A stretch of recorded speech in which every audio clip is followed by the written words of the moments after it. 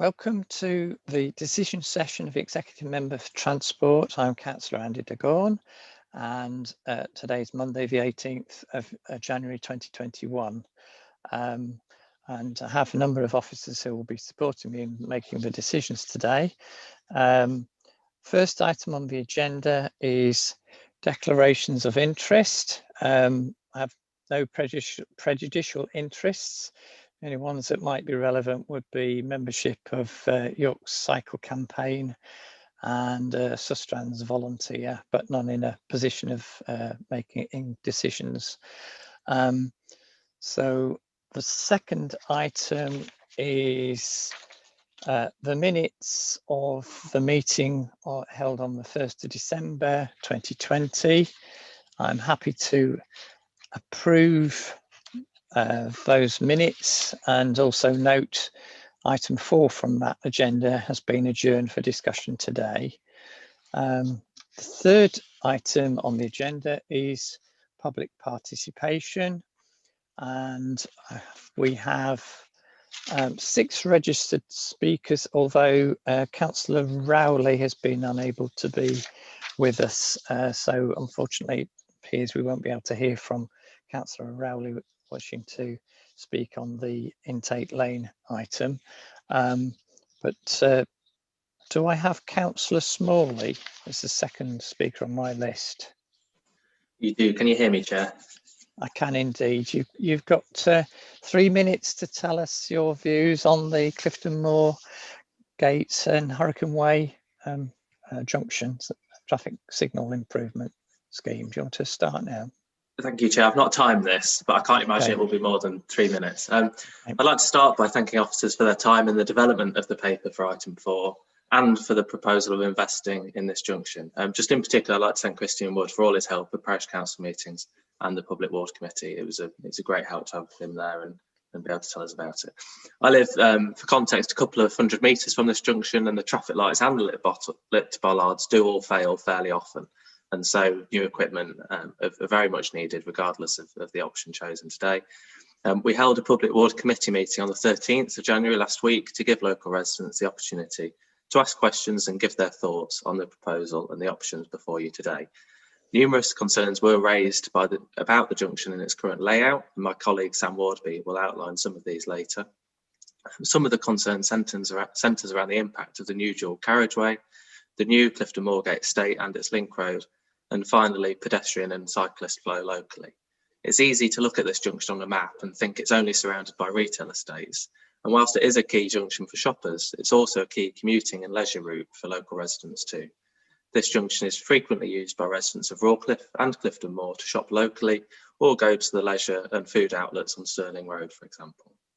It's clear from the feedback at the decision session and in local online forums that the majority of local residents support an introduction of a right turn coming out of Hurricane Way and onto Clifton Moorgate.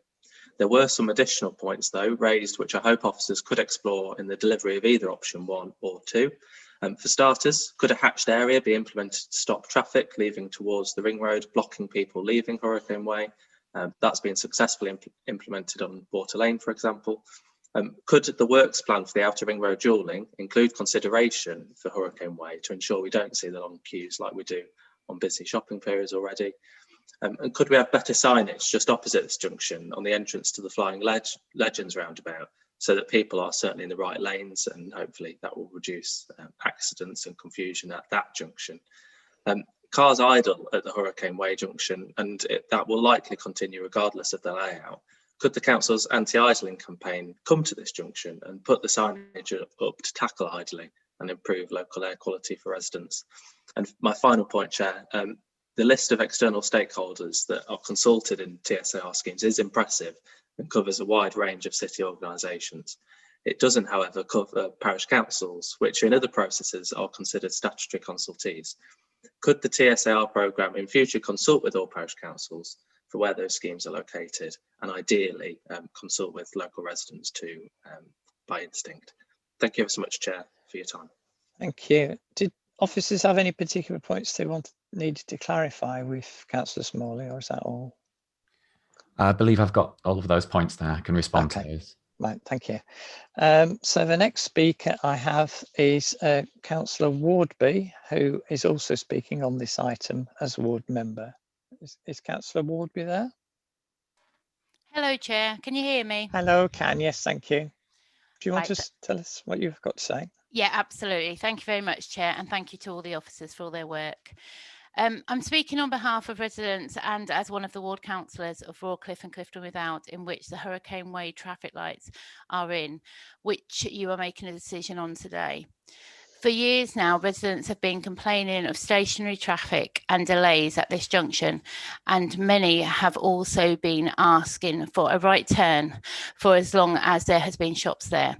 The new proposed Clifton Moorgate estate that will be built northwest of this ring road will add to the already heavy traffic using the junction and the ring road roundabout. I feel that the option 2 is the best option for the area, as at the moment traffic coming from the Hurricane Way has to go around the ring road roundabout in a U-turn. But with extra traffic and higher speeds that dualling will bring, this would be a much more dangerous route for people to regularly use. Even though in the report it has been suggested that option 2 would add to the delay for traffic, I believe there could be more work done to investigate the real impact on motorists, especially after dualling has been completed.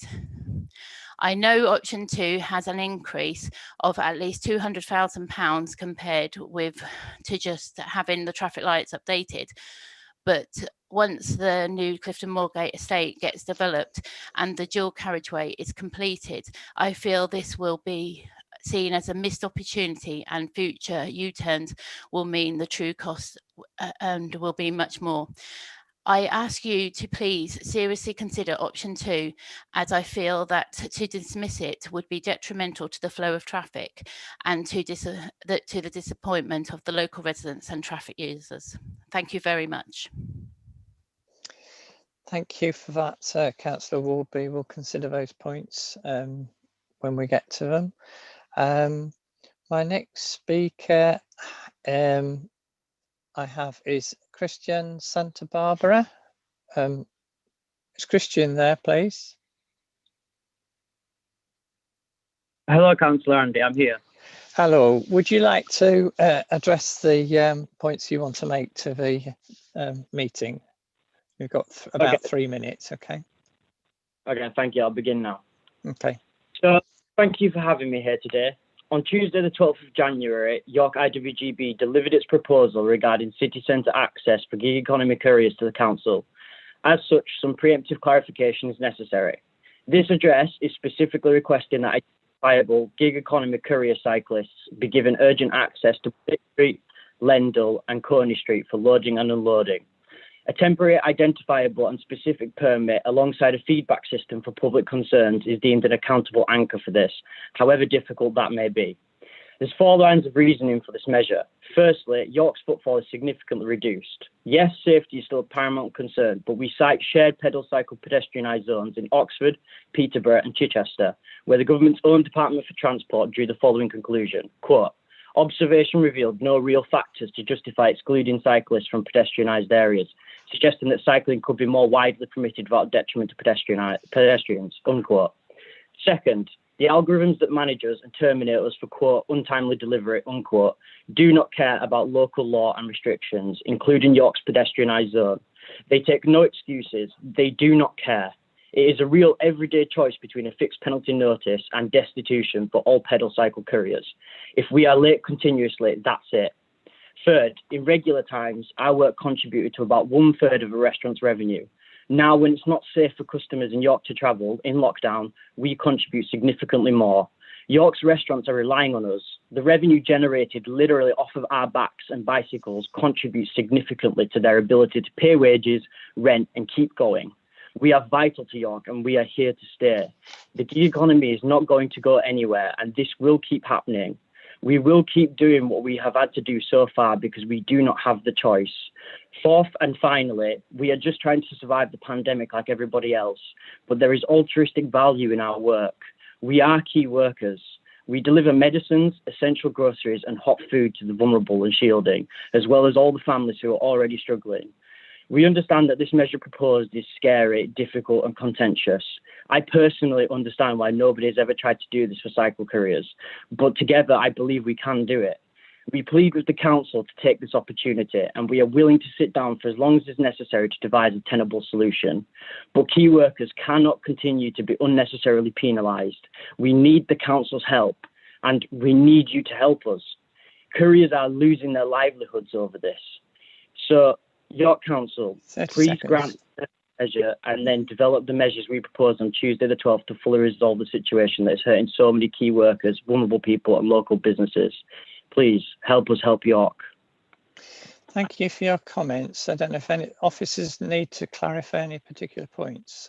I know we are going to be discussing this later. Right. Thank you very much for that contribution. The next item I have is Andy Shrimpton from York Cycle Campaign, speaking on several items, it says. So is Andy there? Yes, I'm here. Okay, would you like to give us your 3 minutes worth of thoughts for today? Certainly, thank you. I'm speaking on behalf of York Cycle Campaign. Primarily, I'm here to talk about item 10, the Active Travel Fund programme, taking the recommendations in turn. 1 and 2, we welcome the desire to make rapid progress on the active travel schemes, and we support the recommendation to release £600,000 matching funding from the council to ensure that all the schemes are realised. 3, we think that public consultation is very important, but believe the proposed consultation plans could be enhanced. In particular, we'd like to see consultation capture the propensity to walk and cycle. We believe it would be beneficial to involve independent experts such as Commonplace to design and implement the consultation, and we suggest the option of involving independent experts is explored at this stage and believe that this would be money well spent.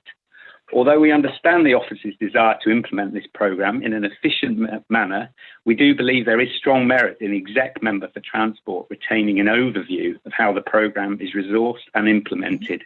Some of this programme will have political implications, and it is important that the decisions tie into the wider transport strategy for York. We also think that it would be beneficial to incorporate other expert views and suggest the Civic Trust Transport Action Group could act as our advisory group. 5, we recommend the development of a pipeline of future walking and cycling schemes. We welcome this and the recommendation to work with stakeholder groups to develop an LCWIP, local cycling and walking infrastructure plan. However, we note that York is already a long way behind in producing such a plan, and if the city cannot demonstrate that it has one very soon, it will endanger its chances of being awarded government funding in the future. We recommend that a clear time frame is set out to ensure that LCWIP suffers no further delays. The draft plan is a good start, and the Cycle Campaign are keen to help shape this document further. In particular, we believe that the objectives need to be more tightly defined and the report needs to be set in the wider context of the development of the city, including its commitment to reach net zero carbon by 2030, to have a car-free city centre by 2023, to meet air quality targets, to raise standards of equality and to improve road safety.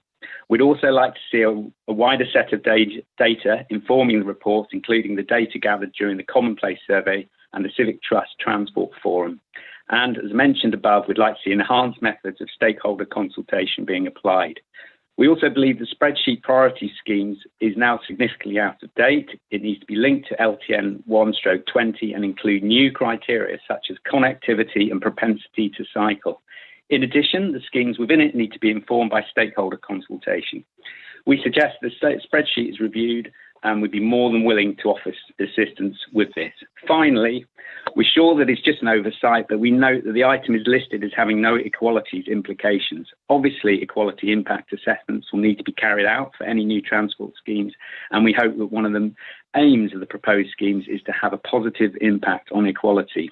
Similarly, item 6 on Haxby Road is listed as having no impact on equalities, and item 7, draft vehicle crossings policy, fails to include impact assessment on cyclists or people with disabilities.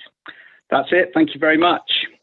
Thank you very much. Do officers need to clarify any particular points? No. Okay, well, we'll discuss that in a bit more.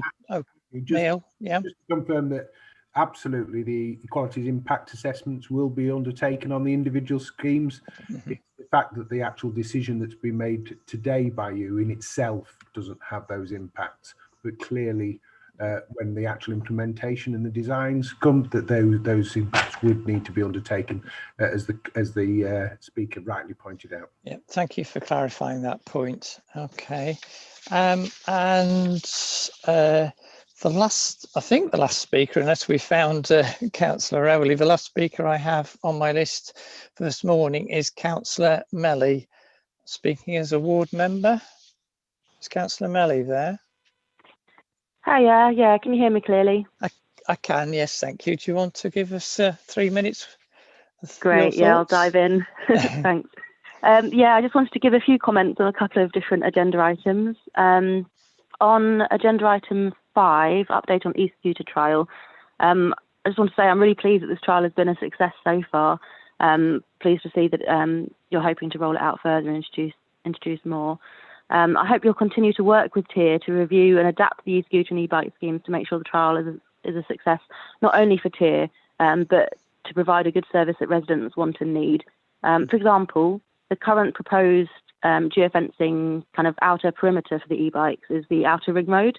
So this means that although the bikes can be ridden further out than that, they can't be released or returned, so they can't be used for journeys that start or end at home if you live outside the outer ring road. But actually, the journey distances from villages outside the ring road to the city centre or the hospital or the universities is a distance that could benefit from the electric support of these bikes and make a slightly long bike ride more manageable, and provide a real alternative to driving a private car or getting a bus. So I just hope that these sorts of things will be thought about while the trial is still ongoing to make it as successful as possible. And then agenda item 10, active travel fund. I just wanted to thank officers for the updates on these schemes. I'm glad that we finally know what funding the council has for tranche 2 of this fund after quite a few government delays. However, the government didn't award the full funding applied for, which unfortunately puts even more pressure on the budget. The Department for Transport so far don't seem to have provided any feedback on why they approved all of the projects in the funding application but didn't award the full funding applied for to implement them. I know this could be useful for future funding applications to know whether the DFT, in their opinion, the full funding requested wasn't needed to pay for schemes and they could be done for cheaper, or they wanted the council to put more funding towards it, or whether there was too much competition for the funding so they decided to partially fund more projects instead of fully funding fewer, or some other reason. So I hope you'll speak to the DFT and colleagues in other local authorities to seek that feedback if you haven't already. Thank you. In the meantime, now that we've finally had news back about the funding from the government, I hope these schemes will progress quickly. I know the government has removed the word emergency from the programme and extended the deadline by which they need to be implemented, but when you applied for these funding schemes, it was because they were considered urgent. So I hope you will still consider them that way and not let them slip. Acombe Road, for example, it's in my ward. As part of the tranche 2 plans, the plan is to provide better cycle provision, and I fully support that. The road was resurfaced in the summer and has been left with no road markings for months and months waiting for this scheme. It's the main route between York and Acombe and a key route for kids to get to Acombe Primary School. The teachers and pupils at Acombe Primary are doing great stuff to promote active travel, but they need this cycle scheme ASAP. The proposed consultation plan explicitly includes ward councillors. Please approve this and stick to it. When putting together the funding application, ward councillors weren't consulted or included in the process at all, so it's important that they are at this stage, along with comprehensive consultation with other stakeholders and residents. And that's it from me. Thanks very much. Thank you. Some very good points said. I don't know if any noticed we got Julian Ridge. Have you had any feedback from the DFT, which was one of the questions? Yes, I can answer that. I think there are 2 reasons why we didn't get the full amount that we bid for. The first was that we actually bid for about £170,000 more than our nominal allocation. So it was an optimistic bid. We got, in the event, we got 95% of the money which had been allocated to us.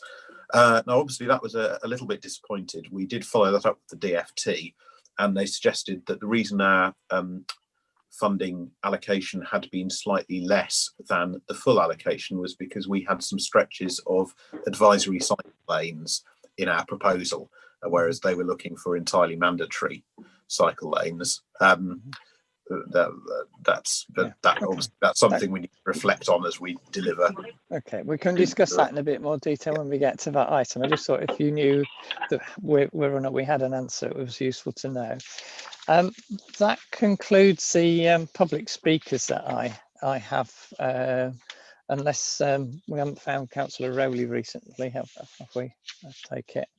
So in that case, I'll move on to the next agenda item and thank all those public speakers. Probably should explain that you'll be taken out of the virtual side room, as it were, but obviously you can continue to watch the discussion on the webcast on the council website. So the next item I have is item 4, which is the traffic signal refurbishment at Clifton, page 5 Clifton, Moorgate and Hurricane Way signal replacement. I should also note that we did have a written submission from Darren Sage, who's a resident of the area, which I have read and taken note of and has been shared with officers. So who's going to lead on this one? Good morning, Councillor Gorn. I'm Christian Wood and I'm accompanied by James Williams for this item. Thank you. Would you prefer me to give a summary of what this item is before I respond to the representations? I think yes. Well, actually, I've got a couple of questions myself as well, which may be sort of covered in some of the responses, but okay. Certainly one of the key issues seemed to me was about the sort of level of demand, and we've heard residents say that there was significant numbers of drivers want to make that right turn movement. And I notice on page 6 there's a statement that says low numbers of vehicles making this manoeuvre, but then on page 9 on paragraph 35 there's a statement that a third of all vehicles are doing this, which is 90 vehicles an hour, which seems to be a very large number. So I don't know if there's any comments you could make on that particular. Yes, I can answer that. If you include that in your general comments, maybe. Okay.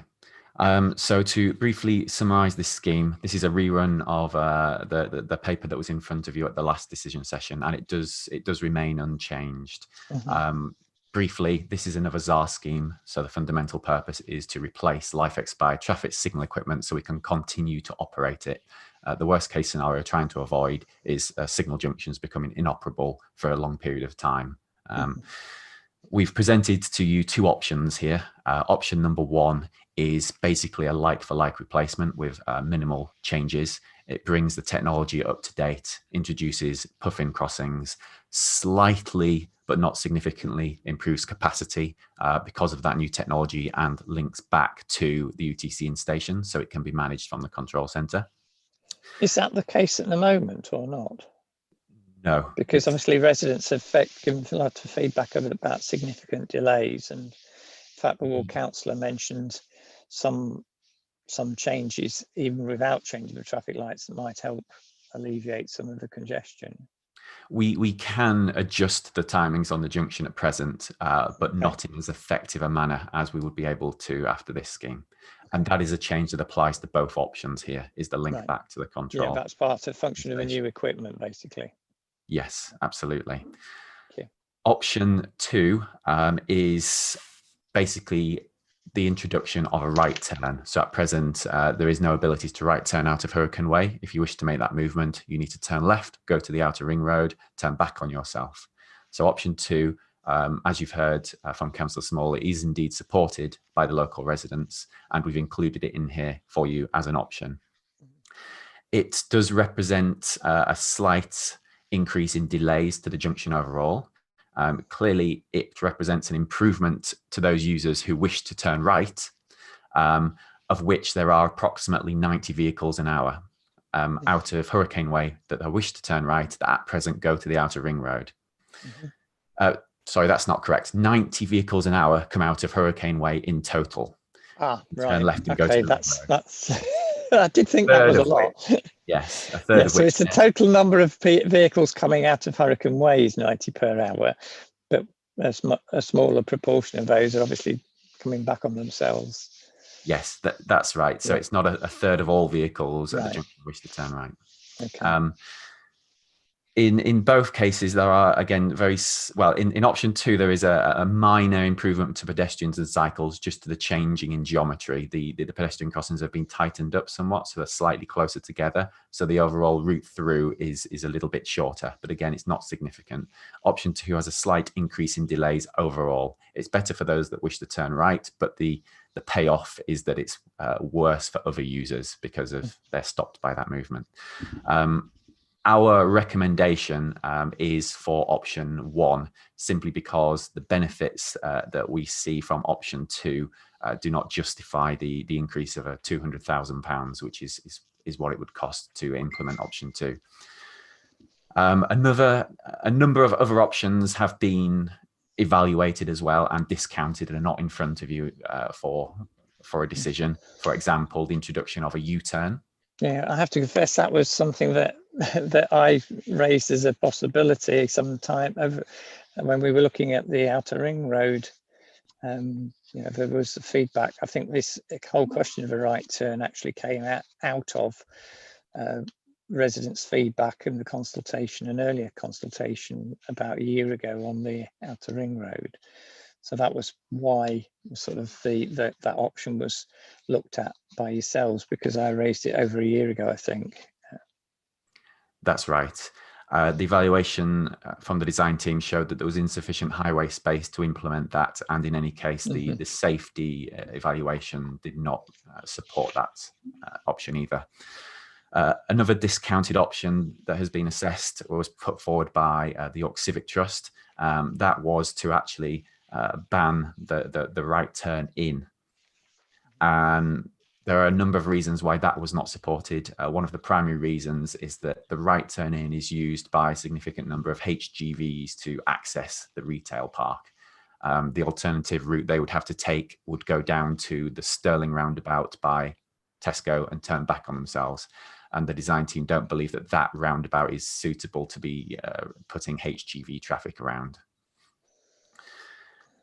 So that, as last session, is a brief overview of the scheme, and I'll pull out a few more points as we go through the individual representations. Okay. Okay. Okay. So Councillor Smalley has said that residents support the right turn option. We do understand that. The recommendation, as I've mentioned, is for option 1, simply because we don't believe the benefits that this would give to those right turners justify the increase in cost and the disbenefits to other routes and users. Councillor Smalley has asked for the introduction of a hatched area at the junction to give a bit more assistance to those users that are taking that route, trying to get out of Hurricane Way.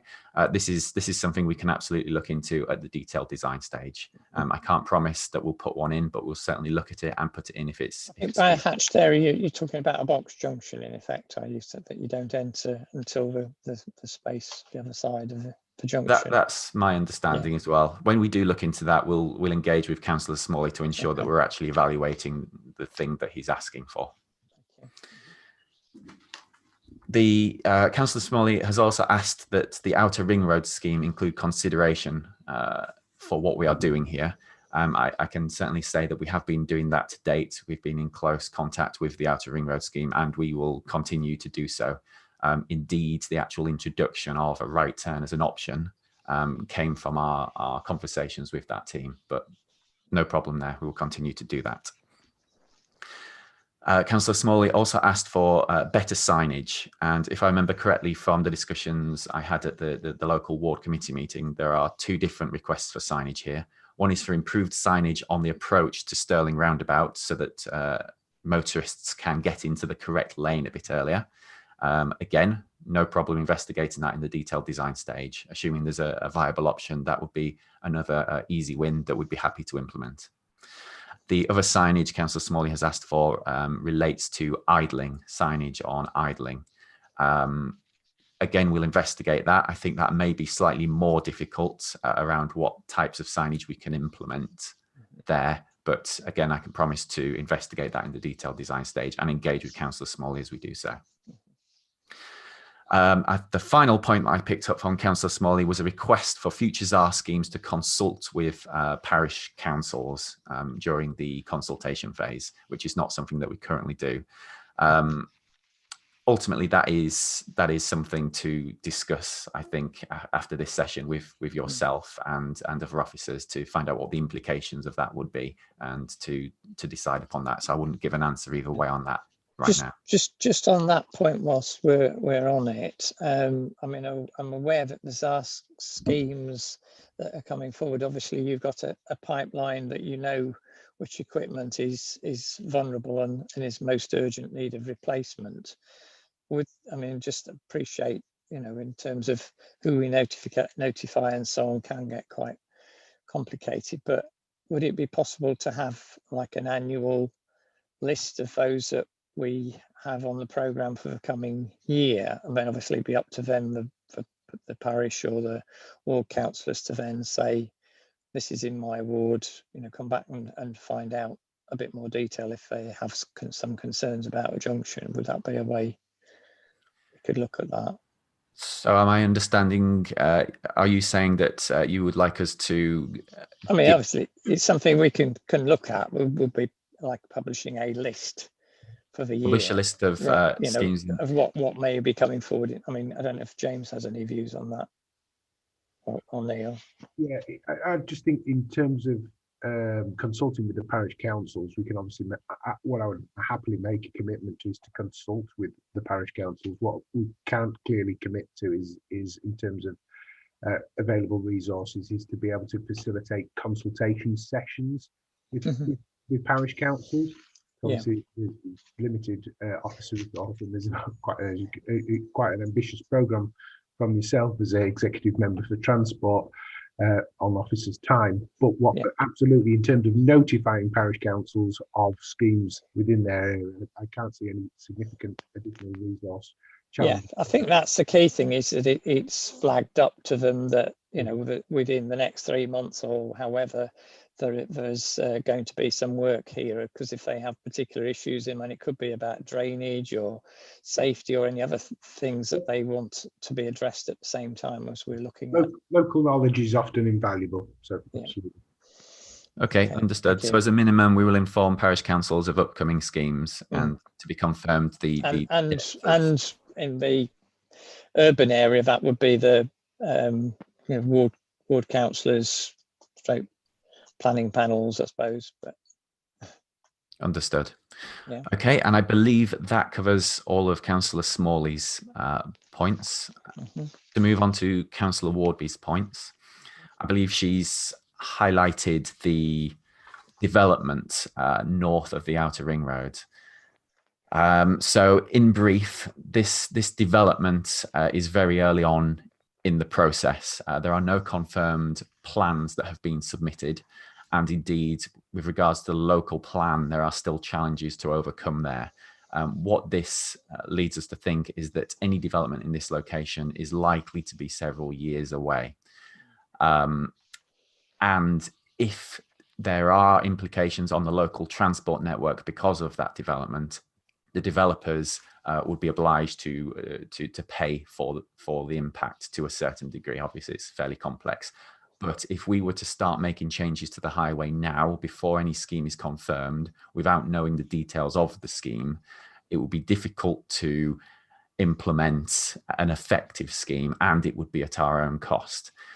Furthermore, because the development is several years away, we need to do this. We need to do these changes now, because it's about old broken equipment that needs to be replaced. And to a certain extent, my understanding is that the design of the Outer Ring Road junction is quite heavily influenced by the fact that there will be, or potentially will be, significant numbers of people living on the outside of the Ring Road from that point. So, and the underpass.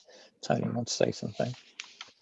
Yeah, just quickly, just to confirm that is correct, that the dualling scheme that we're working on at the moment does accommodate an extra arm onto that roundabout to accommodate the development in the future at that location, and also improvements to sustainable access in the area. Right, yes. Thank you. So was that your points, Christian, you want? So that is my response with regards to the impact of the development. I'm not saying the development will have no impact. I'm saying we currently don't know what the impact will be, and it would be a bit preemptive to implement a scheme now when we're this early in the process. So our recommendation maintains it's still option one, do the minimum, and if we do have to go back in several years to change it at developers' cost, then I suggest that is the appropriate route to take. Councillor Wardby also raised, well, she gives support to option 2 as well, as does Councillor Smalley, for the local residents to again make that movement, and that again is taken on board. I think that should cover those speakers' representations. Is there any other points you would like me to address? Just in relation to the comments from the York Civic Trust, I think as you've described, their option C, if you like, of actually sort of improving the efficiency of the junction by requiring a U-turn process for access into Clifton Moorgate, would have impacts elsewhere. You feel it wouldn't be appropriate. So for this option here, quite a bit of work. Potentially, with the other thing I think was in the report is that with a right turn facility out of a junction, then that could be tempting for people who are used to being able to turn right and now can no longer to use it in the wrong direction, from a safety point of view. So to respond to the Civic Trust's proposals, if I could briefly hand over to James Williams, who I know has evaluated them in great detail with the team. Okay. Hi everyone. So essentially what we looked into with regards to the banning of the right turn was the impact on the Stirling Road roundabout. So essentially, if vehicles can no longer turn right into Hurricane Way, they obviously have to proceed southbound around the roundabout and U-turn back on themselves. At present, there's already quite heavy demand on the roundabout itself because of vehicles queuing back through the junction to emerge onto the outer ring road. So there's already like a slight capacity issue around the roundabout anyway. Therefore, vehicles would be joining the back of an existing queue ultimately.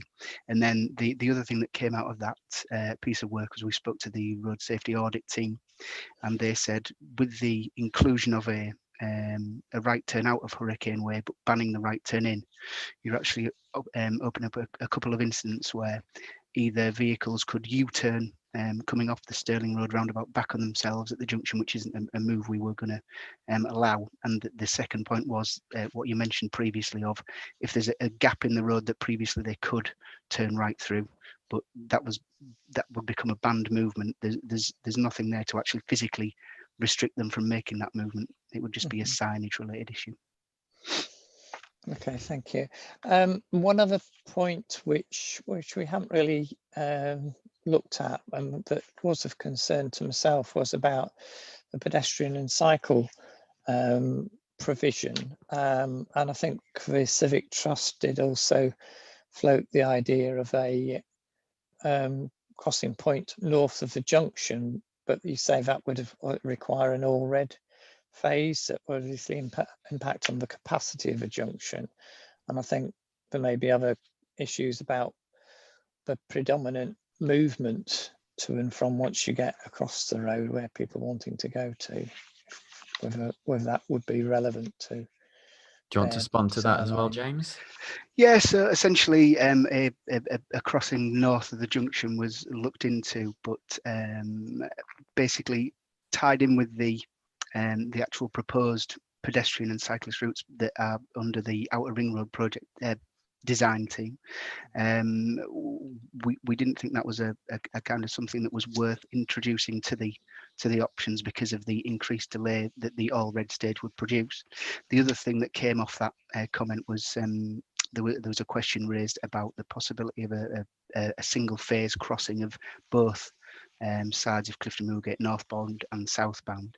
And unfortunately, guidance there kind of restricts what we're allowed to do in terms of the actual width of the total crossing of Clifton Moorgate.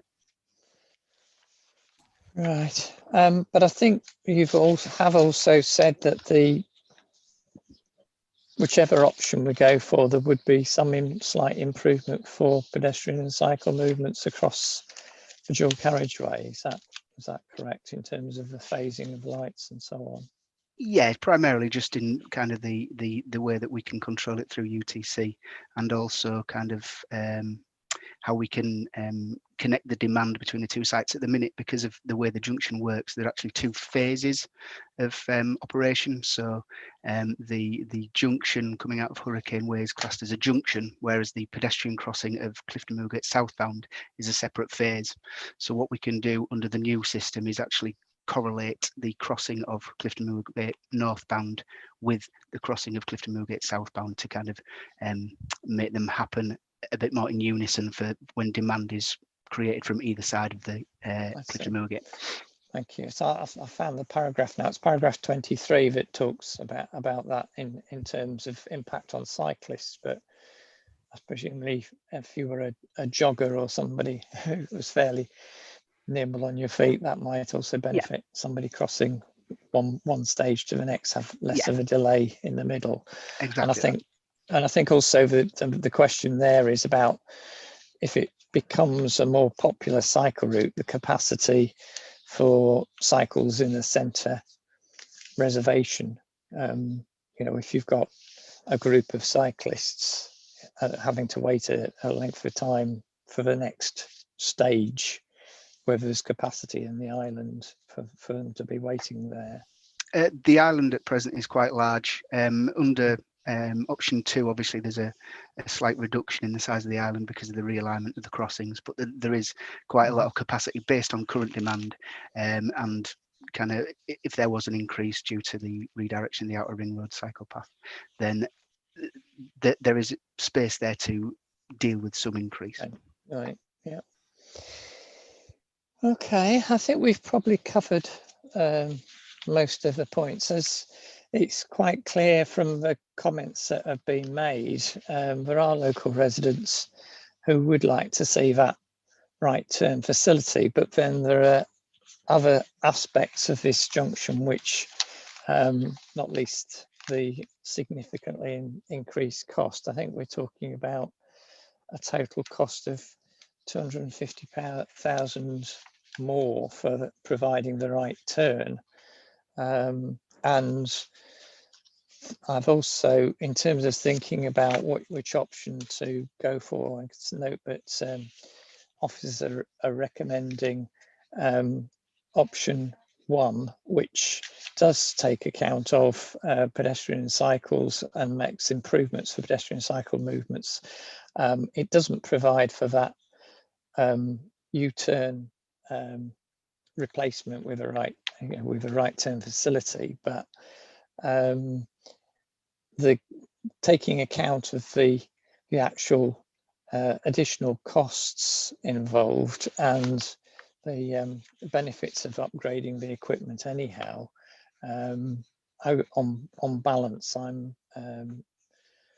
in favour of going with the officer's recommendation, which is to move ahead with option 1, which is what you've recommended.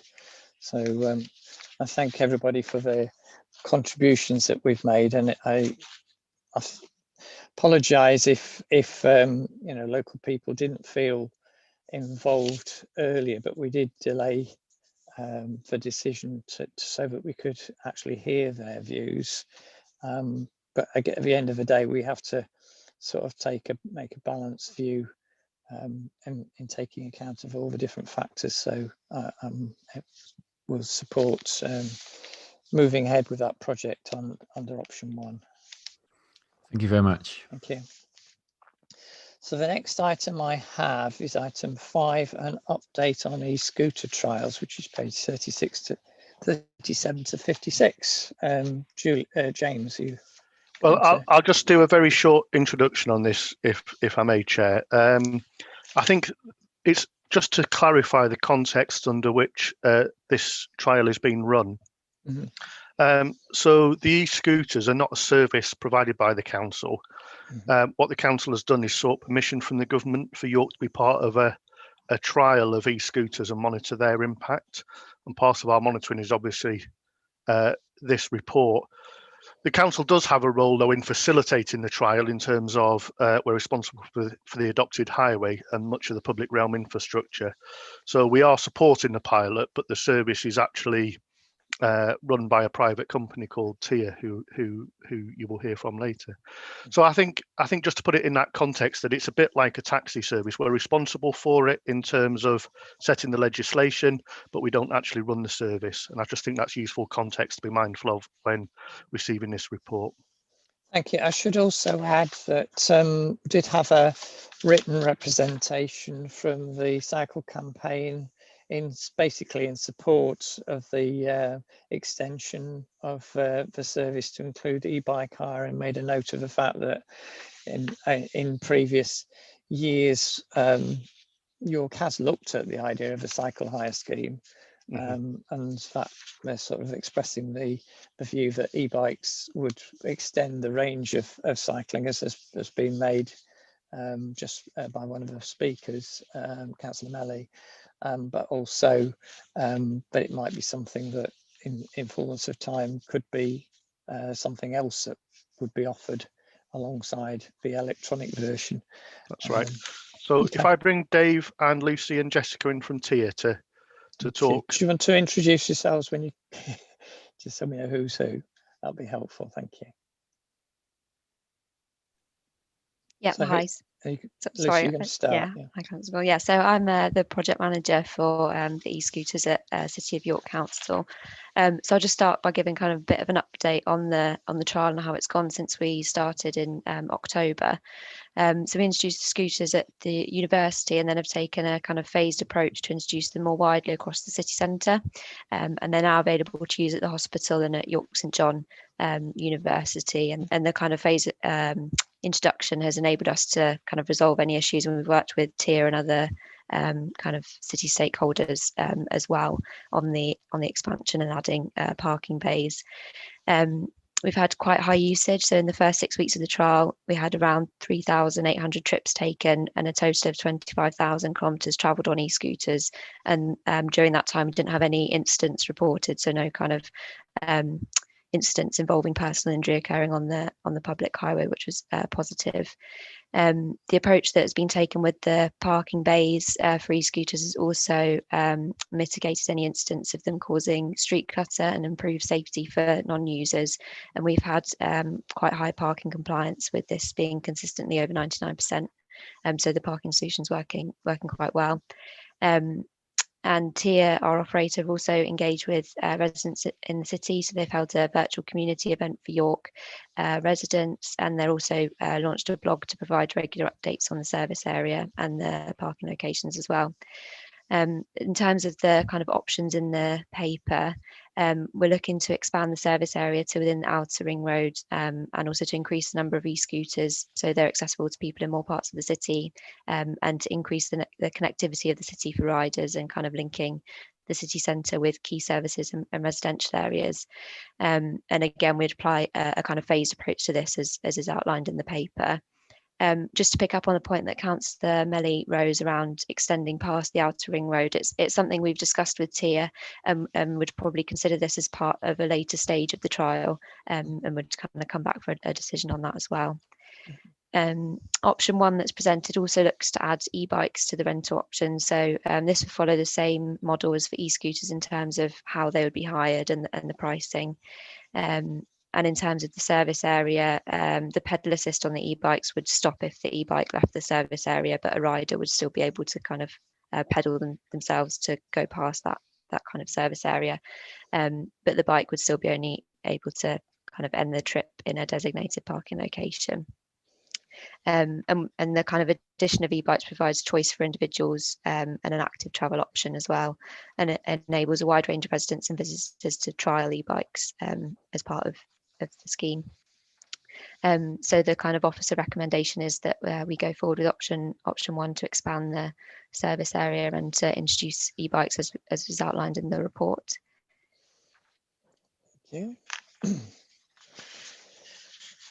So I have I've got a couple of questions that they're probably more appropriate to put to Jessica, I suspect. So when we get to that point, Neil, you want to say something? Just a quick question to Dave and Lucy, just in respect of Councillor Melly's comment regarding cycling beyond the outer ring road and the opportunity for commuting from the likes of Haxby and Bishopthorpe. Are there opportunities for us to consider trials in terms of those outer settlements as an alternative to commuting? Maybe not in this iteration, but could we have those conversations?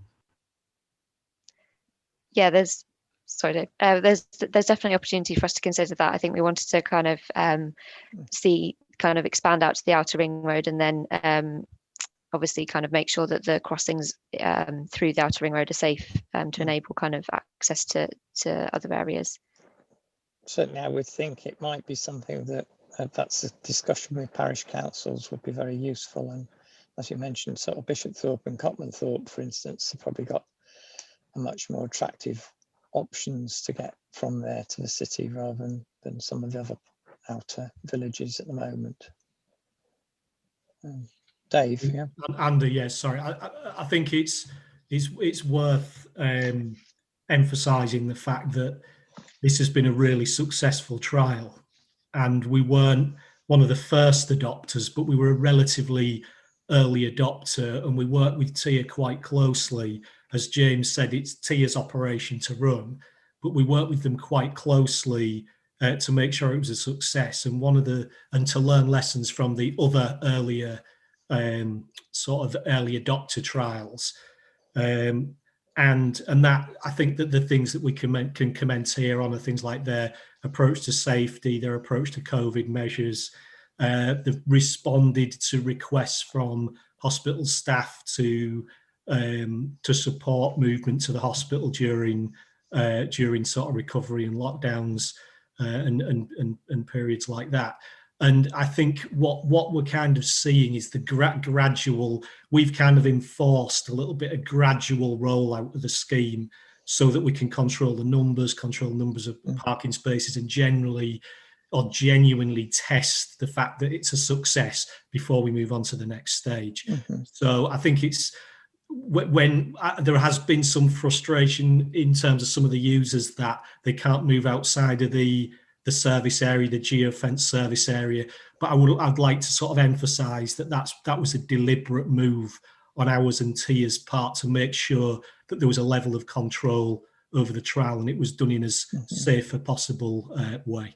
I think it's fair to say that the fact that we have two speakers in support and nobody making any representations of expressing concerns for this meeting, and has been advertised. There was an article in the press last week promoting the fact that this meeting was happening, this decision. I think that is a testament really to the work that's been done so far in ensuring that it evolves in a safe manner. Jess, do you want to come in on any of the specifics? Yeah, for those who haven't met me, my name's Jess. I'm the city manager at TIA Mobility. I just kind of like to extend my thanks to everyone that's been involved in the trial so far, in supporting us in kind of launching it in a safe way. But just having a point of contact, Lucy and Dave have been absolutely invaluable in making sure that this trial's been a success so far. So the numbers are great. The service is proving very popular with York residents, so we can't wait to kind of continue to expand in a safe and controlled way. Would it be, there's a couple of fairly detailed questions I'm going to just ask to flag up at this point, might be useful. There's in terms of the expansion, there is some suggestion, I think it's paragraph 25, is talking about virtual parking bays. Do you want to say a little bit about that? And I think it's a question of some more, not necessarily there won't be any signing, but some more minimal marking, because I think, the concern I would have of not having any marking is how do residents know that that's an appropriate place for them to be left? I mean, I know you might know that, but we need to have something which will be clear to residents that that is a designated space, if you see what I mean. So there was that question. Then the other question I had was related to e-bikes. I think people are more likely to want to carry things. So where there's going to be some means of,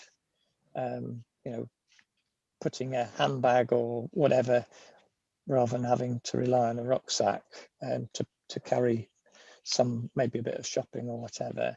And also the scooters do have a number plate on the back which identifies them, so that if there's a concern about one being abandoned or whatever, when they report it, you actually, I mean, you probably know from your technology in any case, but if for whatever reason somebody wants to identify the behaviour of a rider, they can identify which scooter it is, and whether we're going to be able to do a similar sort of thing for the e-bikes.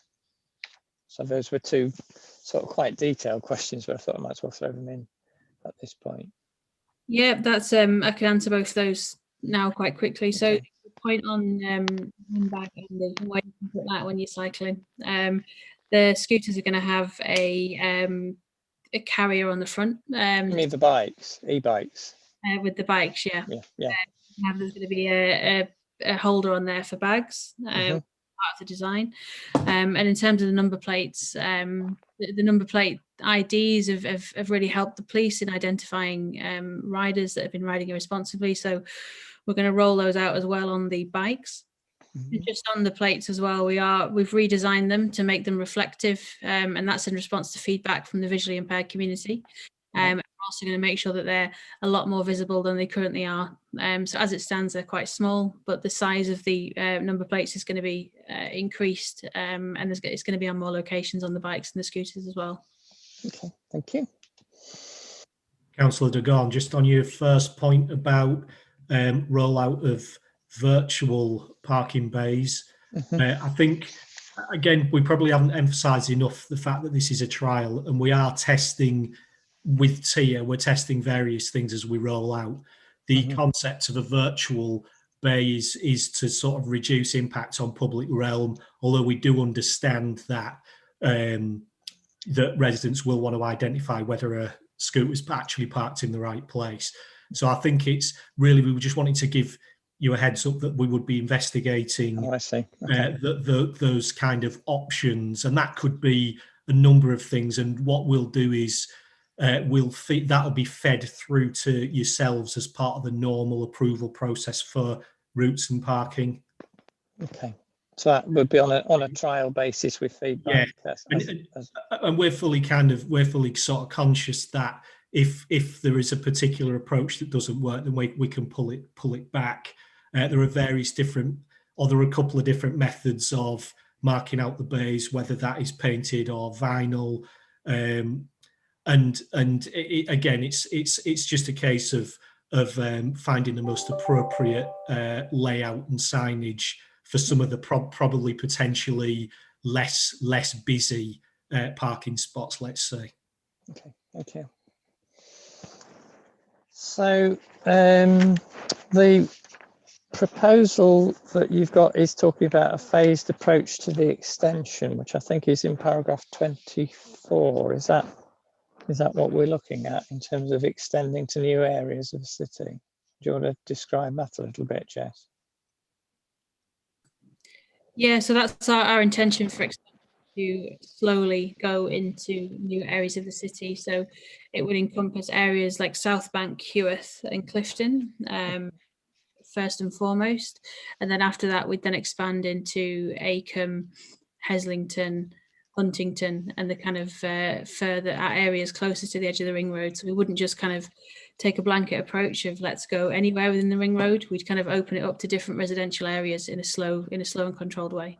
Right, and how will the e-bikes, would that be, I mean, assume that they'd be more attractive in the more outer locations where the distances are going to be a bit longer? Is that sort of the idea, or where will they be based?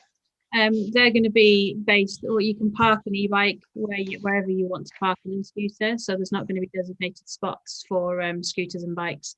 They're going to share parking locations, so they can move freely around the areas that are open.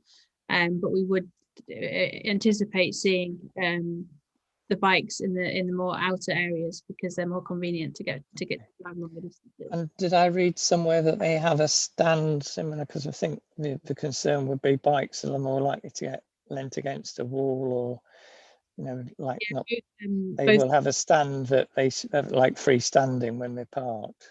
Yeah, both the e-scooters and the e-bikes have got a double kickstand. Right. Okay. Okay. I'm just trying to think of the sorts of concerns that people have, obviously, about the potential for people tripping over them, or them being and as you say, you have worked with disability groups, so we'd want to make sure that they are aware, particularly sort of blind and partially sighted, if they're going to be new locations, they do need to know where they are, so that if they've got members in those areas, they could alert them to the fact that might be something slightly different. Yeah, we work very closely with different visually impaired groups across the city, and any changes to the service area are communicated to them directly, and parking locations are discussed with those groups as well before they go live. Right, thank you. So the option which we're putting forward, which is recommended, is option 1, to increase the phased increase up to 700, and with the introduction of e-bikes, as you've described, I think this is a very welcome step forward. I would also commend you and note the equalities impact assessment that she's attached to the report that does look at those issues. And as you've described, we are being very careful to ensure that the qualities impacts are being looked at as we roll that out. Would that be something that you would do as part of the process of identifying, presumably, as you said, it'd be part of the process of identifying new locations for parking bays, would include an equality impact assessment, just looking at who might be affected in the area, but around there, around the location that you're adding to the list. Yeah, Lucy, we've done that previously, haven't we? Thank you. Does anyone have any other comments they want to add? No, I'm not seeing anybody frantically waving. So, as I said, I very much welcome this, and I think would support option 1 with the expansion, and look forward to. We were going to have a little trial, but we had to cancel it because of lockdown. But look forward to seeing how this exciting new development service develops, bearing in mind what has been pointed out by James Gilchrist. This is a private service initiative, but working very much in close cooperation with the City of York Council to make sure that it meets what we want, and ultimately providing a much more attractive, sustainable transport option for a lot of our residents and visitors, of course, as well. So I'm happy to support option 1, and thank you for your time on this. So I now move on to agenda item 6, which is the Haxby Road cushion replacement danger reduction scheme, which is on page 57. I think Louise is going to join us for this one, aren't you? Hello, Jay. Yes, that's right. So, James? So I'm just going to say this is another one where this is a trial in a sort of similar vein to the last one. We're further on, so this is where we've learned the lessons of the trial, and Louise and Tony will take you through the report. Okay. Okay, thank you. Very briefly on Haxby Road, we are trialling a road layout with speed cushions and a protected cycle lane to try and alleviate issues with a problematic triple cushion arrangement. The trial has been in place for nearly a year. We've had generally good feedback. We did a consultation on it once it was in, see what people thought. Although generally favourable comments about travelling northbound, which is where the protected cycle lane is. Southbound, most people don't think there's been too much change. But there's been no accidents before or after the trial. A very slight reduction in vehicle speed, which was quite a surprise actually. But unfortunately, we still have one noise and vibration complaint. But overall, we think the trials worked well. It's also a new product, a one-dorker that we've trialled. They seem to be working well, still in place, have gone down quite well with the public. Therefore, we're recommending retaining the trial with minor amendments regarding road markings and a slight repositioning of one of the speed cushions to try and reduce any noise and vibration. Thank you. I note in paragraph 13 there's says that 9 out of 13 respondents thought that the new layout was an improvement. And I appreciate, I've discussed this with yourself previously, the concern is that the highway is not wide enough to provide the width of cycle lanes that we would like to have, and you've then got the added complication of speed cushions, which drivers tend to try and align themselves to avoid driving over them. That's right. Which a cushion means that they need to align themselves to avoid one wheel going over the side of the cushion if at all possible. This is the problem. There's kind of a bit of a gap in the traffic calming guidance and the cycle lane guidance that never quite sort of meet up. So, I mean, the compromise that we've come up with seems to me to be the best possible in the circumstances, without significant additional expense in terms of drainage and curbs and so on to realign the highway at that particular point. So what you've described is that the one-dorkers are in position to protect it like a mandatory cycle lane on the northbound direction. And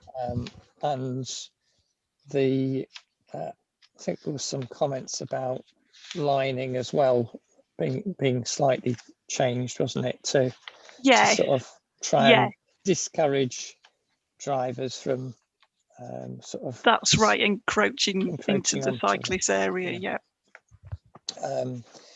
So I think the recommended, I'm right in thinking that the recommended option, which is in Annex B, isn't it? It is, of the report, which is to basically retain the layout, but with some slight adjustments to the positioning of the cushion, which might address the vibration. Yes, there's a little bit of wear on one of the corners, so we think that vehicles are hitting it slightly off centre, so hopefully a minor adjustment should just help there. Okay. And there's also some reference to some possible changes longer term to the 20 mile an hour, but that would be some point significantly in the future, would it? Yes, it's connected with the York Outer Ring Road. There's a cycle crossing point further north, which is included in the 20 zone. That will, well, I understand, I don't know how fixed this is likely to be replaced by a subway. So therefore it'll logically make more sense to start the 20 zone closer to the school. But for the time being, we can do some minor signing and lining changes to make sure the 20 zone is still within the regulations, because there's a bit of a big gap between traffic calming features at the moment. Yeah, I think Tony was going to add something to that. Yeah. I think actually Louise covered most of those items. Actually, we are looking at improving the cycling crossing facilities at Haxby Road as part of the dualling scheme, which should, as Louise says, should remove the need for cyclists to cross at grade across Haxby Road at that location So we can change the position of the 20 mile an hour limit. That would all be looked at as part of the ring road. That's right. Design rather than being for this. That's right. So, that's right. Okay. So I think from what's been said, I'm happy to go with the recommendations that you've said, which is option 3 as shown at Annex B. Am I right? I've got the right option. Yep, that's right. That's the one that you're recommending. Okay, that's fine. Well, I'm happy with that one. Great, thank you. Okay, thank you. So that moves us on to the draft vehicle crossing policy.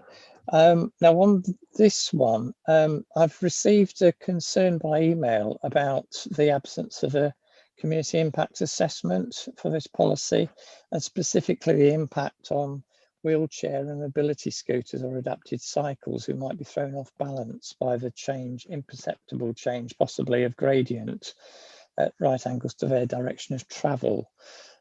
So what I'm proposing to do on this is, rather than discuss it now and then defer it, I think it's best to actually just simply to defer this to our next meeting, which I believe we've got on coming up fairly soon. So, Councillor to go on, can I just come in here? Sure. Sorry.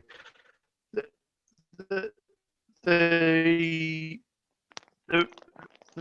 report actually asks for permission to consult.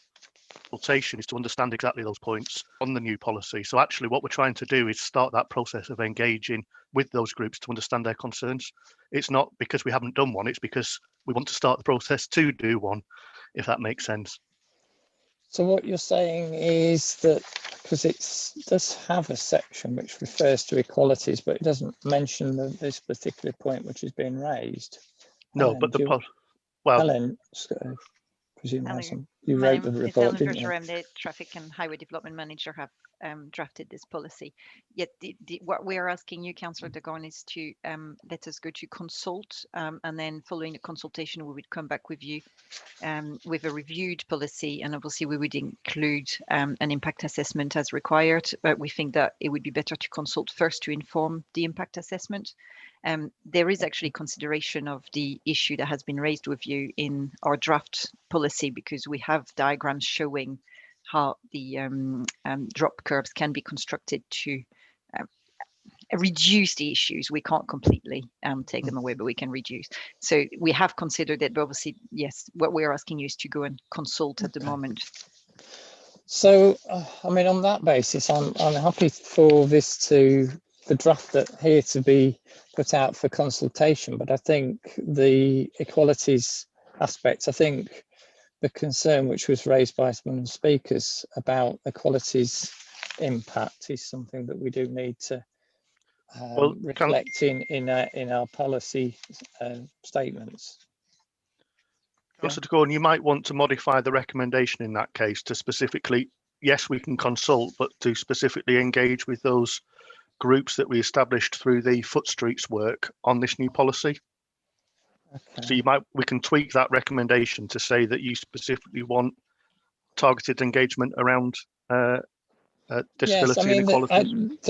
I accept it. I mean, we haven't had a speaker. It was an email sent after the agenda was published. So obviously it was too late to impact on what's published here.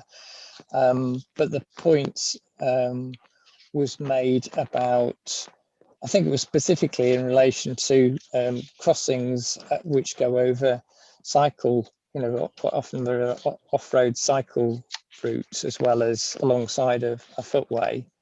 And I think, I suspect that at the moment our design guide is on the basis has been worked out in the past, historically has been worked out on the basis of the impact on a wheelchair user or somebody moving at relatively slow speeds, whereas if you're on a designated off-road cycle track, then that has potentially other implications for the actual design of drop crossings, especially if you've got an adapted cycle Somebody with a disability might have different sort of concerns than a normal cyclist. We can't do that impact assessment now, Andy. As has been said, we need to do the consultation, understand the variety of needs that we need to meet, and then inevitably there will be a full report and a compromise will have to be made, because obviously whilst we take into account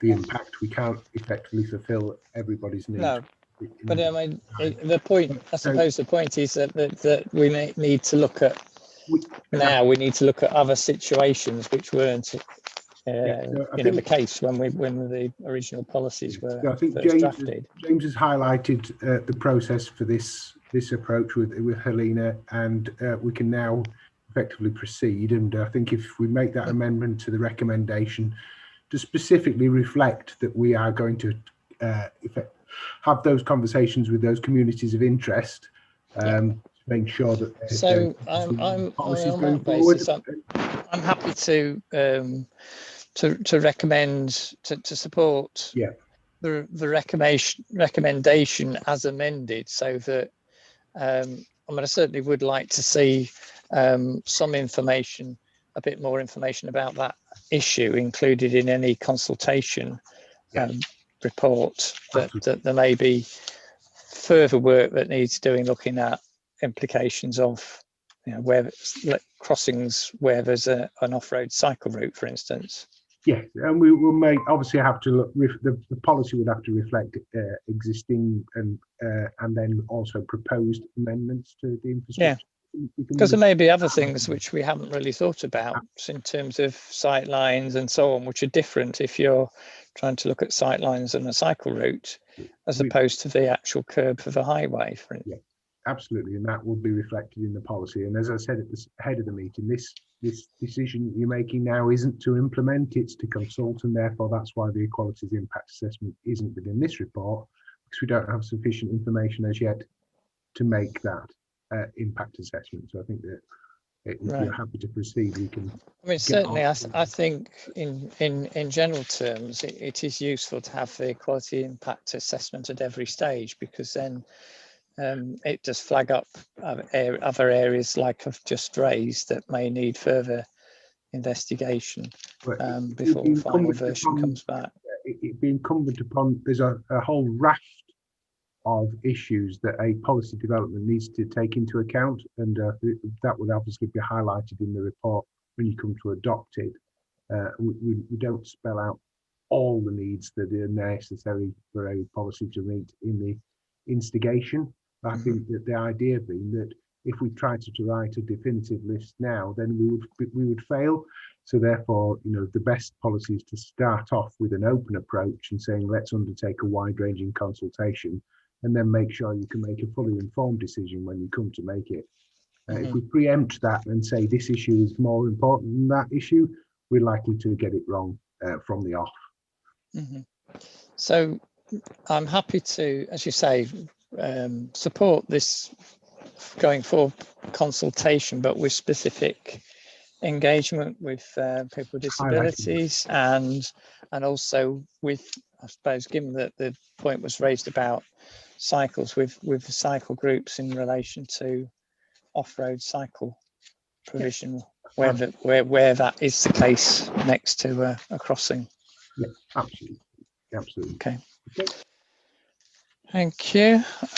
So the next item I've got is moving on to item 8, the DMMO progress report. I think, do we have Officer Russell, is it, on the call? Yes. Yep. Russell's here from our Rights of Way department. So I'm asked to note this report for submission to local government ombudsman, and also note that there are now 3 orders with the Secretary of State awaiting confirmation. And I think you've also got Appendix 1 on page 87 lists, correct me if I've got this wrong, 19 applications, 18 of which have been consulted on, 4 rejected, 7 with no objections, and 4 confirmed but waiting to be sent to the Secretary of State. Is that sort of roughly where we're? So where we are at the moment is we've got 19 is right, 18 of which have been determined by you and James. The last one being the one on the bottom of the list on page 87. That is currently out at initial consultation, so you'll be seeing that in 6 weeks or so, I would imagine, different timetables and whatnot. Of the ones that have already been determined, the first two are with the Secretary of State, and we're waiting to hear how they're going to be resolved. These are the two at Hagwood in Dunnington. There are then, as you said, 4 that have been closed that we rejected and have been closed, and no appeal has been received. We're also waiting to hear how the inspectorate are going to handle the one that's called Fulford Hoistyfield, the one that's sort of on its own further down. That's with the Secretary of State. The next 3 are currently being 2 of the orders have been made, and the 3rd one I am drafting the order. So that's Neyburn, Landing Lane to Acaster Malvis, Haxby, Sandy Lane, and then Strensall, the village to Southfield Road. So they'll be being formally advertised, well, depending on when they're sealed, but depending on when the last one is sealed, which is the Strensall one, in the next 2-3 weeks. So that's where we are. So as mentioned in the report, once we've completed the consultation for Strensall, Towthorpe Bridge to Haxby Moor, and then a determination has been made by you and James, the council will no longer be failing to meet its statutory duty to determine all DMMO applications received within 12 months. I mean, we are in that position at the moment because that Strensall order is less than 12 months old, but and failing to determine within 12 months was one of the principal findings of the local government ombudsman against the council. So we're in a better position from that point. And then moving forward, it's doing the advertising, it's dealing with the objections, and then it's sending off to the Secretary of State. Unfortunately, at the moment, the Secretary of State seems to have a long backlog we're waiting on. So there are these 3. There are also other ones that sort of went into the Secretary of State system before the local government ombudsman complaint as well, that we're still waiting to be finalised, hopefully. Some of them will be by the time the next report comes to you in about 6 months' time. Right, thank you. So are we sort of, on that basis, it sounds like we're sort of on track for 2026 then, are we, to actually make sure that we've for the ones we've got completed the process? I mean, obviously there could be a last minute rush, I dare say, but people have got a few years to get them in now, haven't they? Yes. But in the event of that happening and we get a rush in, say 2025, was it 2025? We're on track to. Yeah. Yeah, no. I was at the moment. Oh, you mean we need them in a decent time to actually determine them? I say yes. Yeah. Exactly. They'll be in beforehand, and then so the way we're on track now to be in a good position to receive those. If we do get a flood of applications, we'll be in a good position to deal with those, having dealt with hopefully all, but certainly the overwhelming majority of the ones that are on the list before you. Right. Okay. Well, thank you very much. Is there anything else that anyone needs to say on this one? I don't see anybody indicating. So on that basis, I'm happy to support the recommendation for this report to be received and shared with the local government ombudsman as evidence that we've progressed to comply with the requirements that were put on us on this particular issue. Thank you. So the next item I have is item 9, intake lane of Verges, which do we have, which officer is going to talk to this one? Is Sue Gill with us, or Tony doing it? It's me, Councillor Gordon, Tony Clark. I'm the head of transport at the City Council.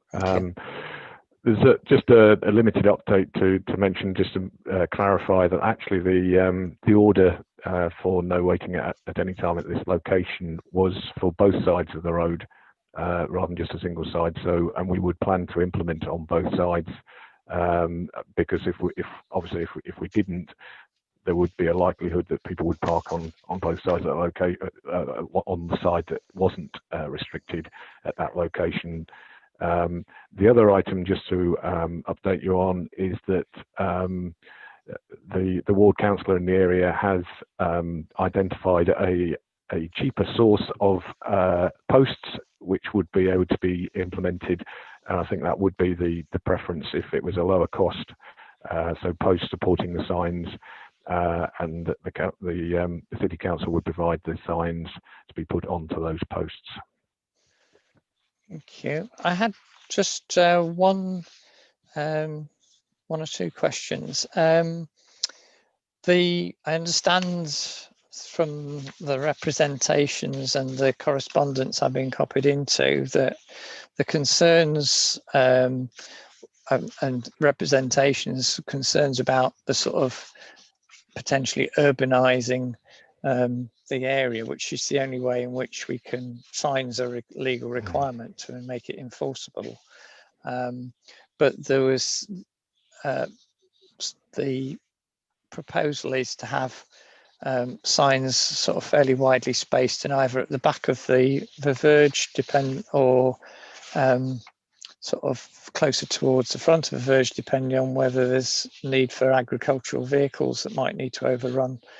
But the question I had was about the highway maintenance. I mean, I presume at least once or twice a year the verge is cut. And how does that interact with having posts if they're not at the back of the verge, and equally if they are at the back of the verge, would they still be sufficiently visible under the normal regime so that people couldn't say that the signs were not legal because they couldn't be seen for all vegetation?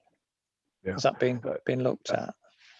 I understand your concern. I mean, it's a bit of a compromise putting in this type of signage in a rural area, but unfortunately it's the only way that we can really deal with the issue.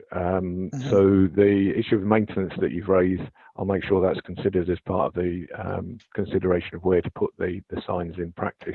Okay. But they have to be in place to make it enforceable at a particular location. So there is a balance there all the way through, I'm afraid. Yeah, I appreciate that. And I suppose if they are towards the front of the verge at each end as you approach, then at least you can see that there is a restriction in place, even if the ones towards the back are not quite so obvious.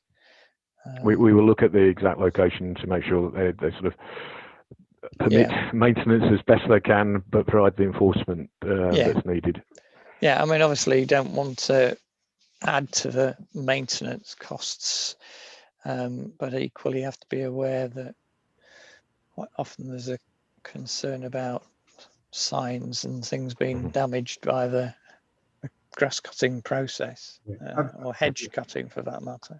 I think we've just got to look at a prioritisation here, Councillor de Gaulle. When you make a decision to implement a statutory measure, that then takes on over priority relative to the inconvenience in the maintenance regime. I mean, obviously the primary concern is about safety and access, safe access at all times for premises down this lane. So consideration, it's secondary, and as Tony said, we'll consider it, but the primary concern. I mean, I'm on the basis of what's been put forward. I'm happy if it seems to me from both parties, and I've noted the objections from residents, but also the support from the parish council for this measure. So, you know what, on that, the support from parish council and the ward councillors we do need to take action here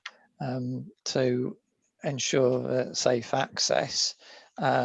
And what's been put forward is very much a compromise, hopefully, in terms of the enforcement signage, is something which we can try on this location, and obviously if we then find that there are other unforeseen issues, then we know for future reference when we're dealing with these sort of rural settings that whether this is an approach we want to use or something different. But you know, on the basis of all the evidence and the work that's gone on, I should sort of commend our officers to the amount of effort's gone into trying to accommodate the aesthetics as well as the you know, the sort of practicalities and making provision to keep the area safe and attractive for everybody who wants to use it.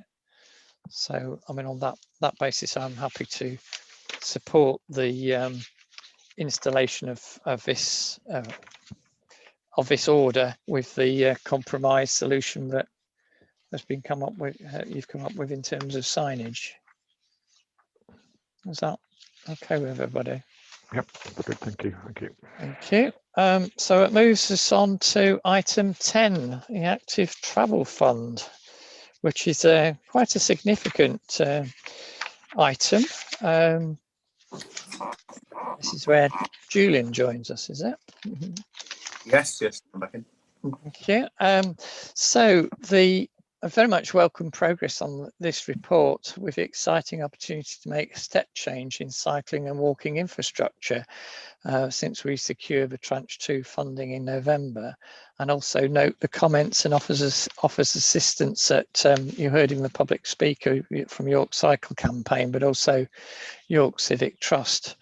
And in particular, I should welcome in the annex to this report. I know it's very much a draft document, but the work that went into producing a draft of a local cycling walking infrastructure plan, which has included within it there are some possible objectives outlined on page 133 that would provide an excellent basis for such a policy.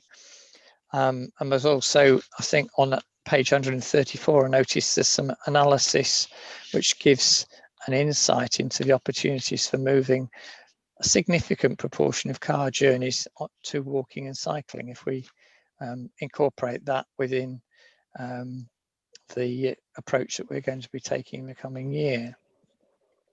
So, Julian, do you want to sort of say something about what we're doing with this? Specifically about the LC whip, or more generally about the report? I suppose more generally about the.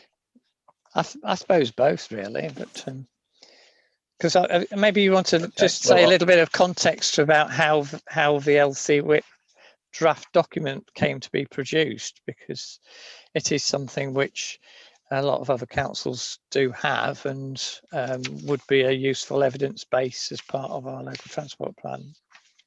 Of course. I mean, the LC whip is a relatively recent process that the Department for Transport has announced as a way that local authorities can identify pipelines of cycling and perhaps more importantly walking schemes that make up their forward capital programme. Obviously, we are developing the local transport plan, so we knew that we would have to develop an LC whip before very long.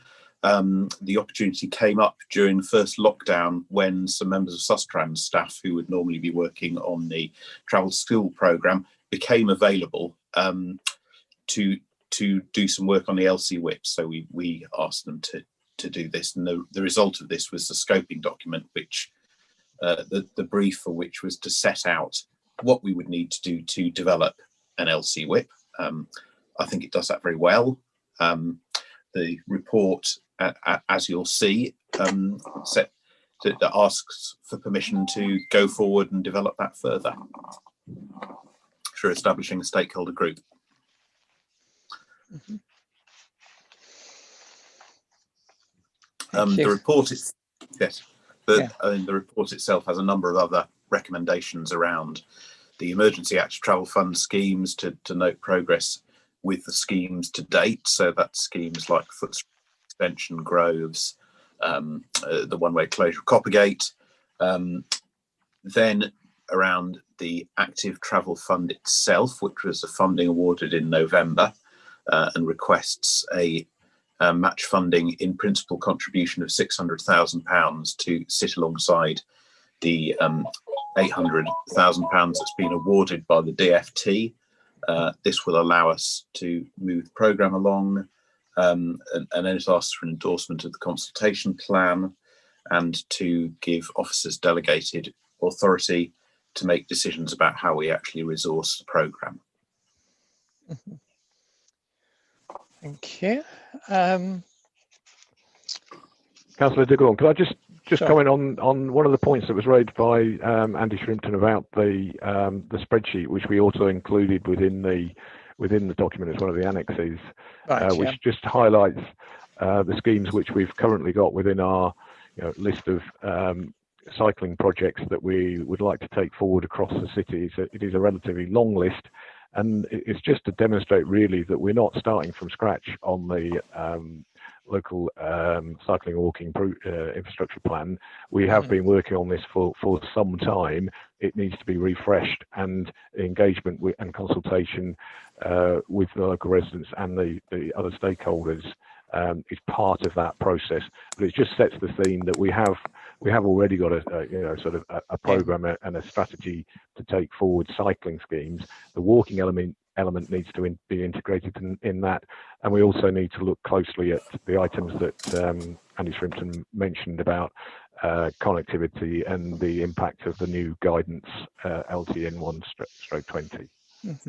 Yeah, I mean, I think I would just add to that. It mentioned commonplace data and facilities like the propensity to walk and cycle, and I think that, from memory, that was one of the factors that influenced our choice of Acomb Road in the emergency travel fund tranche 2 bid, was that came out on work that we'd done as an area where a lot of short car trips are being made, and potentially increased potential for walking and cycling in that area.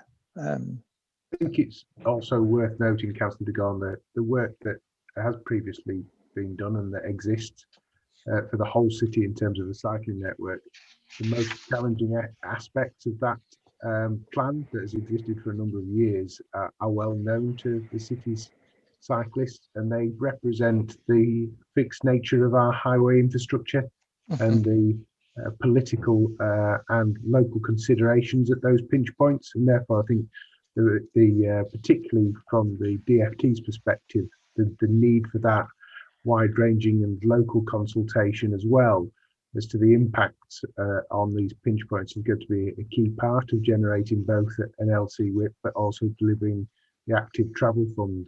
Partly the reason for the removal of emergency was to reflect the need to engage with local communities, because these pinch points are very, very contentious within the community at large, because obviously it is a trade-off that then ultimately comes back to a democratically elected executive member such as yourself to make those decisions on the balance of priorities at a particular point. It's very easy to talk about priorities within broad planning documents and policies. When it comes to the practicalities of a specific street or a specific junction, that's when it becomes a much more contentious matter for the community at large. So I think partly what we want to make sure in terms of the development of the LC WIP and the scope, as Julian said, is a very good scope, is that we make sure that we make the links to things such as our carbon management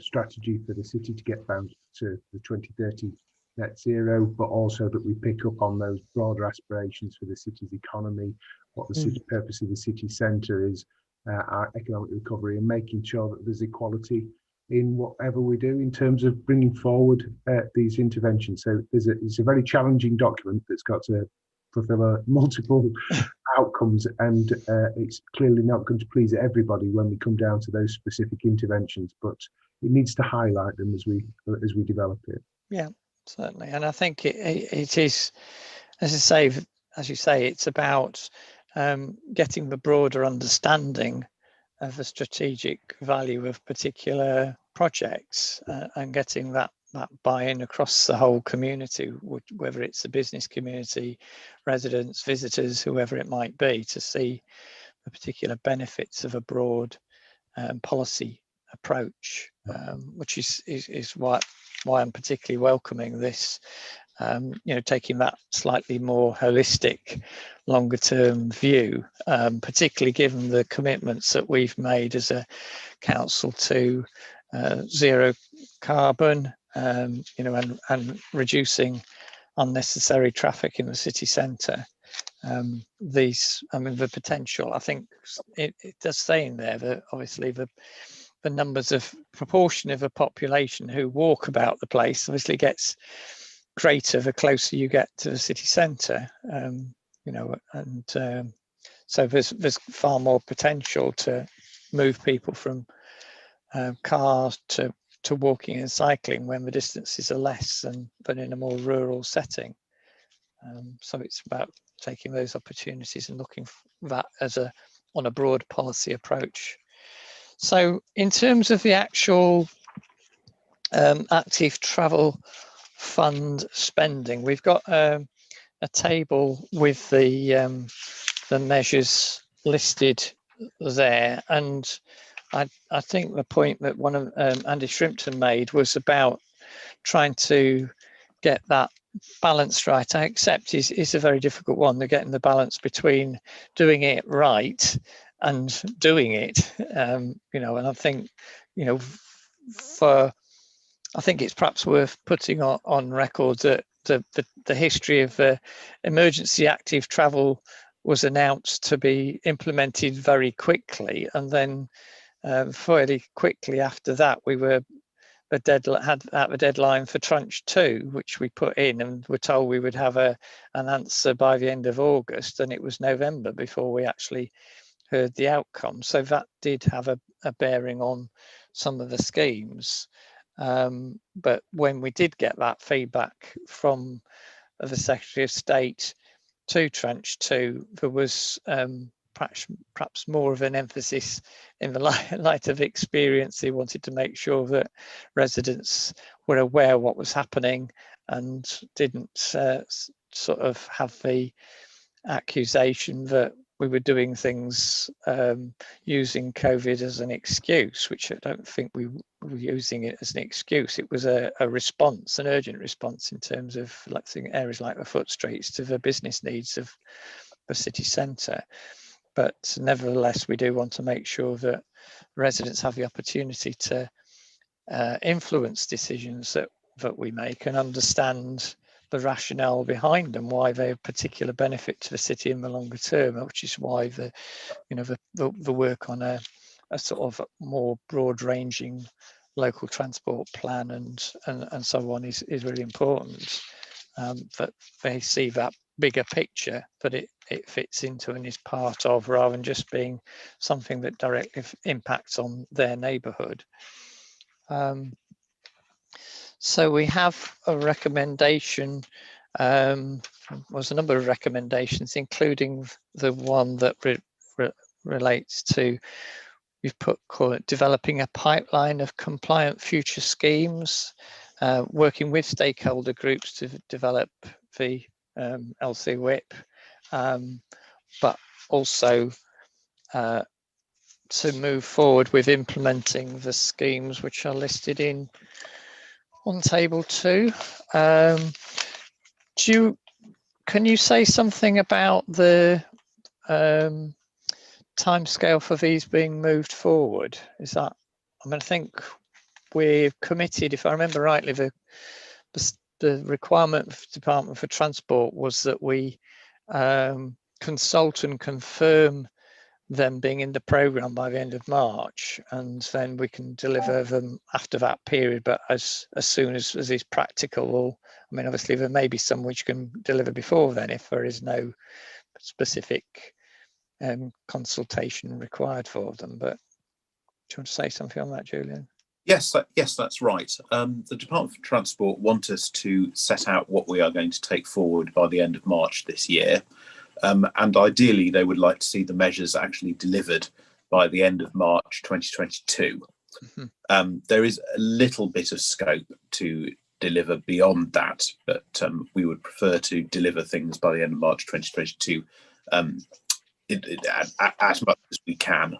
I think the other point to make is that I suspect, well, more than that, the DFT have said that this will be the first of a series of rounds of funding for similar measures. Right. The onus is on us to get on and deliver what's in this year's programme so that we can bid for funding to deliver measures in future years. And, you know, it will be made harder to do that if there is a large hangover of undelivered schemes when we're making funding. So to a certain extent, it's in our best interests to demonstrate that we're delivering these schemes and we're following their guidance in terms of the criteria that they require to all practical purposes. And I think you said that, Andy, it is worth sorry? saying though that they've been clear by including that public consultation. It's not just about delivery of schemes per se, it's also about acceptance of the local community and support for those schemes. What the DFT are very concerned about with the active travel, the emergency active travel fund, was the lack of community support for schemes. So I think that's where we've got that really tricky. Well, I think the government was a bit politically naive, to be honest, but it's like, you know, you can't expect to make an omelette without breaking a few eggs, but I couldn't possibly comment. But I think there's certainly some schemes in here which people are, you know, really eager and certainly to see implemented, and as understandably some people are disappointed that we haven't already delivered when the original idea was that we were going to get the go ahead in August, which we didn't get. So, you know, we're not entirely to blame for the situation we're in, but nevertheless, I think it's important we can move as quickly as possible with those schemes so people can see things happening on the ground. Tony? Yeah, just a very quick one on that, just to indicate that we will be doing some technical work in the background so that we can certain that the options that we're presenting to people and the engagement we have with stakeholders is valid. So we're not presenting items which were not going to be actually deliverable on the ground. So there's a little bit of work to do there, particularly for the A1237 route, because it is so tight to be able to implement something at that location.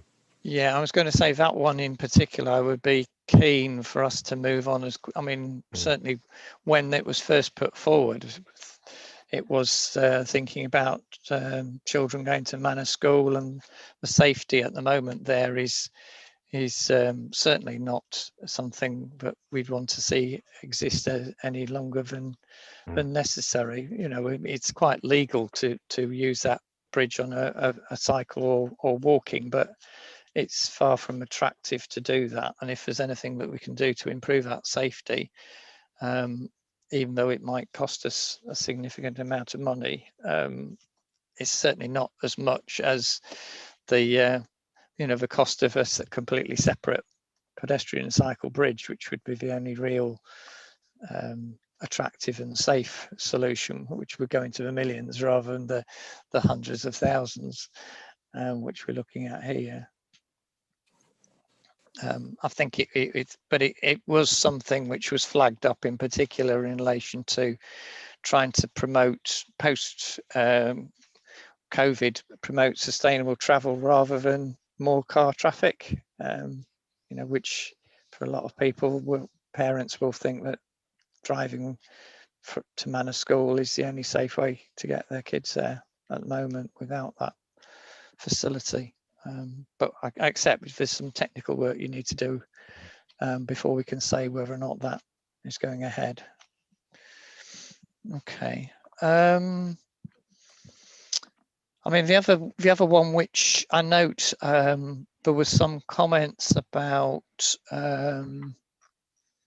the design which I think is moving ahead for Shipton Road, and we've already done some work on Bootham.